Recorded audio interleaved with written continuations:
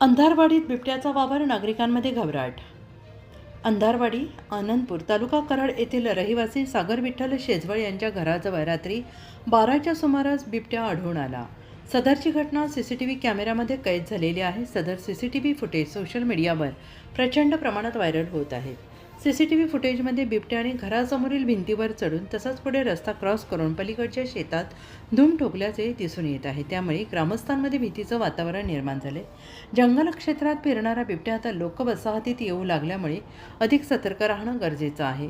अंधारवाडी आनंदपूर बरोबरच परिसरातील शिवाजीनगर, साबळवाडी, गोडवाडी, कोरिवळे परिसरातील नागरिकांनी शेतात कामे करताना योग्य ती खबरदारी घेणे आवश्यक आहे। तसेच वन विभागाने तात्काळ सदर बिबट्याचा बंदोबस्त करावा अशी मागणी ग्रामस्थांमधून होते आहे।